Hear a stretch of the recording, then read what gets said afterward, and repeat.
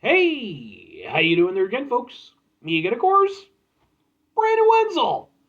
Come back at you with another confession off my concert confession series. Yes, indeed, folks. Concert confession series is a vlog series I've been doing for a little while now. I go over there and I like to talk about my various live music and otherwise concert-like adventures. It's an opportunity for me to go over there and confess my concert sins, to recount my recreational revelries, and muse over my musical misadventures. It's basically just a big opportunity for me to stand on a soapbox and say, look at these cool things I did. Well, we'll get to that. Folks, it is a super simple format. I'm going to go over there and yammer on typically about 20, 25-ish minutes or so. And whilst I'm doing all that, well, I'm in my back room. Because I'm in my back room, I get Beer Can Thunderbolt poster. Ooh, Beer Can Thunderbolt poster. Whilst I'm doing that, folks, I am doing something else. What is it? I'm wearing a super cool shirt. Folks, when I wear super cool shirts, I always like to highlight the super cool shirt. What super cool shirt is it this time? Well, folks, it happens to be my new South Arcade shirt, specifically from their headlining tour. I love this. It's such a cool design. If you're unfamiliar, South Arcade, they are a sort of alternative rock metal-ish kind of band. I like the term pop metal. I think works nicely for them. They were actually the subject of my previous Concert Confessions episode. That's how I like to do things. I like to highlight the previous one with the shirt that I got. They're an incredible band, really good kids. I say kids, I'm sure they're like in their 20s or so, but like they're kids to me. I had a blast. If you're interested at all in their stuff or anything, let me know. Not only do I have videos of their performances that I've attended, but I'd be more than happy to point you in the right direction as far as their music is concerned. But anyway, what am I doing here today, folks? What are we talking about? What's going on? Well, folks, this is Concert Confessions episode number 25, concert number 198. I'm so close to 200. But what concert is it? Well, folks, this is specifically for the Grandson concert featuring horror. This is one that honestly kind of fell into my lap in more ways than one. And it was, almost a last minute thing, but well, we're going to talk about it. Thing is, when I go over there and do this particular show, I have a format that I like to follow. So, first thing that I always like to talk about is the venue. In this case, the venue was the Riviera Theater in Chicago. I have been to this venue once before. A couple years ago, I saw Bloodywood perform there, and it was an incredible experience. I absolutely loved it. And so coming into this show, I kind of had a memory of it, but like it'd been 2 years and I'd only been there once, so I was like, but the Riviera Theater, basically, it's an old movie palace. One of my aunts even remarked after I told her, that I was going out to the show, that her and my mom used to go there to go watch movies and stuff back in the day. I don't think they show movies there anymore. They don't even have seating anymore except up in the balcony. But it is always really cool to go over there and attend, these shows at these like old theaters and stuff. You get a little added history, a little added ambiance, as it were. And the setup for it actually works out nicely because like you already have sort of like, obviously you have the stage and everything, but then on the floor space, you already have kind of an ascending sort of floor to it. And it's actually set up in like 3 different levels. So, even if you're at the back, you're still going to get a good shot of the show because, it's right up there. I wasn't at the back, by the way. But, no, it's a nice setup. Good area in terms of, like, it's a really nice... And I mentioned this about the previous show when I saw South Arcade. I saw them at a venue called Beat Kitchen. And I mentioned the Beat Kitchen is, like, a perfect size venue for sort of, like, bands coming up, a little bit. Like, it's not that hard to sell out, Riviera Theater is like one step up from there. Going back to Bloodywood, the first time I saw Bloodywood was at Beat Kitchen, and it was, perfect venue for them at that size. The next time I saw them at Riviera Theater, it was that one step up. And so for an artist like Grandson, yeah, it perfectly hit. Nice layout and everything. Staff are really cool. One thing I want to give them a little extra shout out for, a couple things. Number one, they actually had a guy whose job it was to go over there and just sweep up trash, like even outside the venue. And like I thought that was a little classy. You don't see that too often these days. Also, one of the security staff members came out while we were all waiting in line and actually went through the ins and outs of the show. Said, this is going to be the start time. It's roughly going to end around this time. Blah blah blah blah. And I thought that was really fucking cool, man. So often when it comes, I'm not going to say all the time, but so often when it comes to like the staff at venues, they don't really do anything to prep you or give you, I mean, it's not necessarily their job, but it's a nice little extra. So good on them. The stage was a nice setup, maybe a little bit bigger than kind of horror or Grandson needed, because like, they did have some production and stuff for what they were doing, but I felt like if they had more, I'll kind of go into that when I talk about the bands, but the stage was a nice setup. Where was I going with that?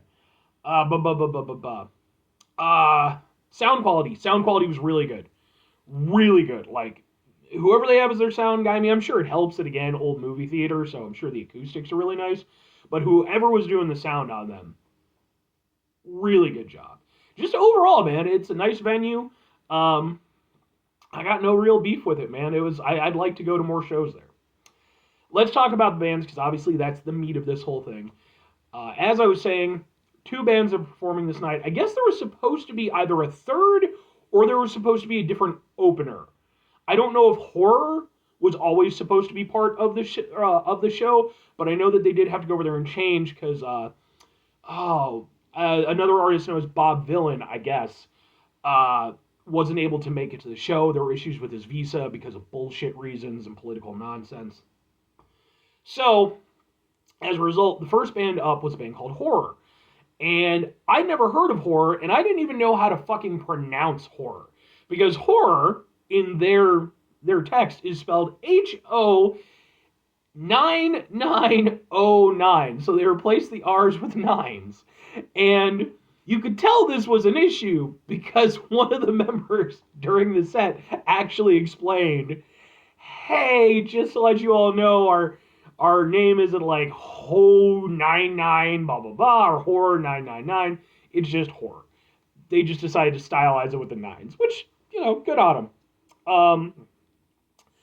I never heard of these folks before, and I was blown away. I really, really like their set.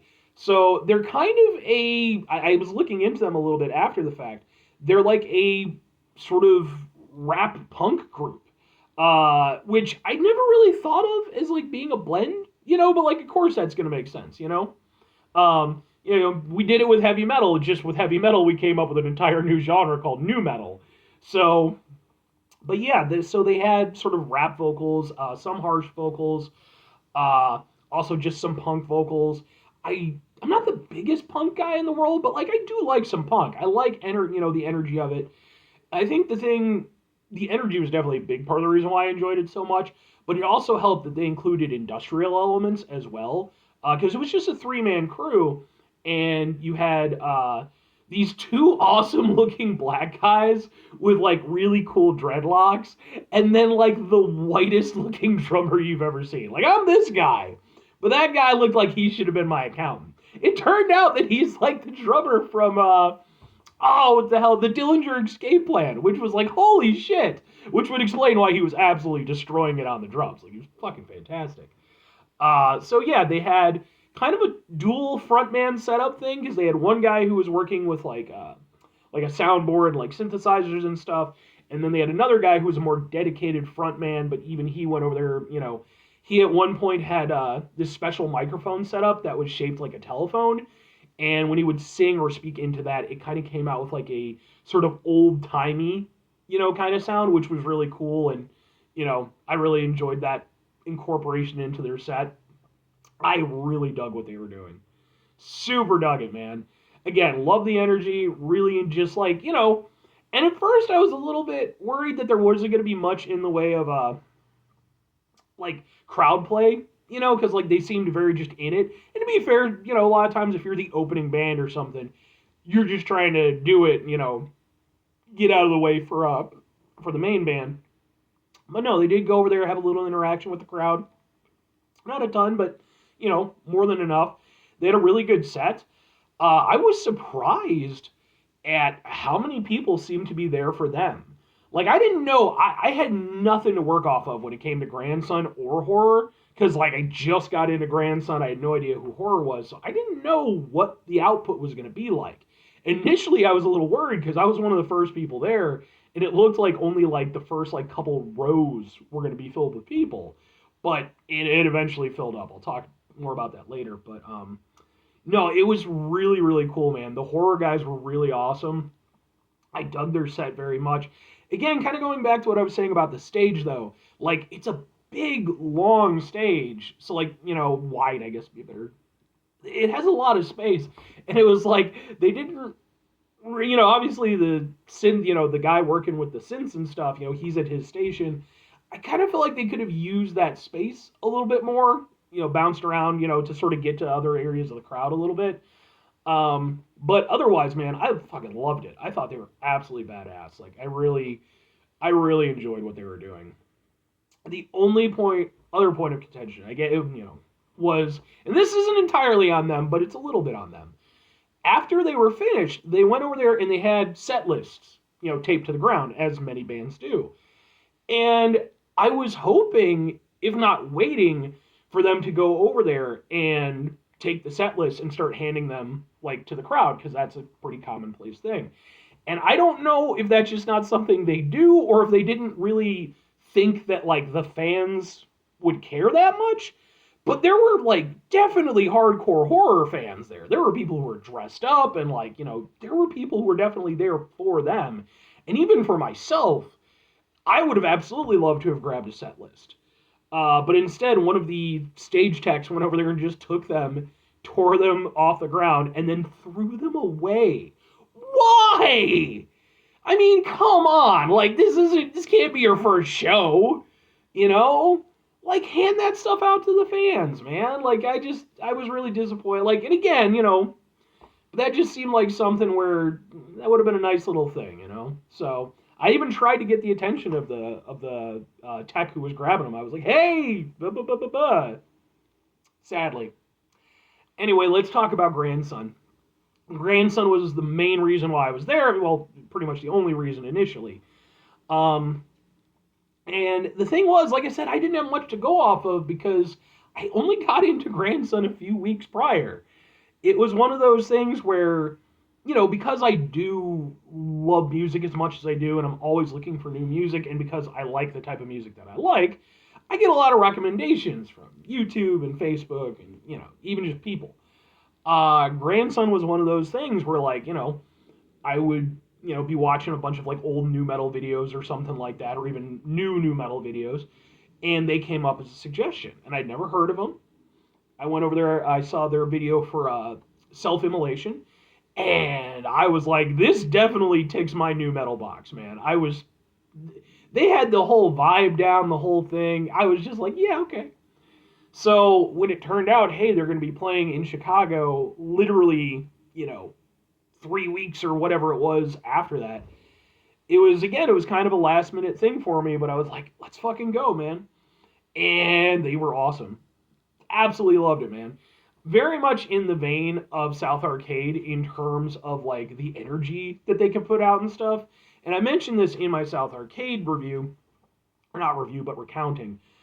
It is awesome to see, like, these new bands kind of taking up the charge, not only because we're getting a new generation, but since they're younger, they can tend to go a little bit harder when it comes to their performances, because, they have cartilage and, like, probably not as many aches and pains as the guys who've been doing it for 30 years. And so, yeah, man. So Grandson is actually, although they operate as a band, Grandson is basically one guy. The main, the singer and everything, it's his musical project. I guess he's out of Canada. I think he was, like, born in America, but he operates out of Canada, something like that. And yeah, like, he definitely has a very sort of nu metal vibe to the stuff that they're doing. He doesn't do a lot in the way of harsh vocals, which is fine, but, you get that mix of sort of rap and clean vocals in there. And I really enjoyed that. And then on top of that, there's sort of a sort of a Rage Against the Machine element to it, which they incorporate too. Like literally before their set, they went over there and had "Killing in the Name of" playing over the speakers to set off their set, and very political. So obviously they can be very polarizing, but if you're there for it. And man, I totally dug what they were doing. Like, again, love the energy. I love just that youthful exuberance that they could put into it. Um, they did this thing which I still don't understand. When they were setting up their set, they went over there and set up like these like I don't know if they were like rubber or plastic mats or something. There were like two of them that they set up on the floor of the stage. And I don't know if that was for like anti-slip reasons or if it was supposed to like catch the light from their lighting rig. I genuinely don't know, but I've never seen that before, but whatever. Their set was awesome. I really enjoyed it. This tour was for their new album Inertia, so they played Inertia in its entirety and also went over there and tagged in a few, sort of deeper cuts. I knew like 3 songs because I'd like only gotten into them recently, but they played all of those songs. So I was like, neat. And again, man, like, you could tell, like, as much as, like, they were very serious about what they were doing in terms of, again, the message they were trying to send. They even, had a little cool segment where they had a recording from Bob Vylan talking about, why he couldn't be there, and again, the political stuff with that. But they also, had a lot of fun with it. The encore show, the lead singer came out dressed as an old woman. I'm guessing there's a reason for that, but I don't know what it was yet. I'm not that ingrained in the fandom at this point, but no, really enjoyed it, man. Like, I had an absolute blast. It was just a lot of high energy, a lot of great people, and it was just, again, man, going to these shows for these, relatively younger bands. I guess he's been doing it for a bit now. It's just been really cool to see that, and like to be part of that energy again. So yeah, I totally dug what they were doing. I was like right next to where the bassist was, so he was fucking killing it. And I love the guitarist was probably my favorite in terms of like just his overall gestures and stuff like that. Because like periodically he'd just like walk around the stage with like his guitar like up on his shoulders and stuff like that. And it was just a fun little thing. So anyway, let's talk about the crowd. The crowd was great. Loved the crowd for this. Again, there were a lot of people there who, it was cool to see that there was this mix, of people there. It wasn't just people there for Grandson. You had a lot of people there for horror. There was, in fact, one person who came in full Plague Doctor, get up, which I didn't get at first, but then eventually was like, oh, okay, yeah, the whole horrorcore kind of theme. Really enjoyed that. My personal neighbors were all very nice. We didn't have a ton of interaction or anything like that, but I didn't have any real beef with them. About the only thing I had a little bit of beef with, and it wasn't really too much, was I was sitting or standing, because I was like at the barricade, so I was front row. Not dead center or anything, slightly off to the left, but I had a really nice spot. And I was standing next to these two girls for most of the show, but at one point, I don't know if one of them left or went into the pit or whatever, but like 2 people replaced that one spot. And so as a result, I got a little bit more cramped. But, minor gripe. No, it was genuinely great to see the excitement and to see like a cool mix of just, again, like older and younger fans and like everything. It was really cool, man. And, just overall, like, no real gripe with the crowd or anything, man. They were just fun people. Lots of energy. They had pits going. They had some crowd surfing going. Although the crowd surfing was literally the same guy 3 times.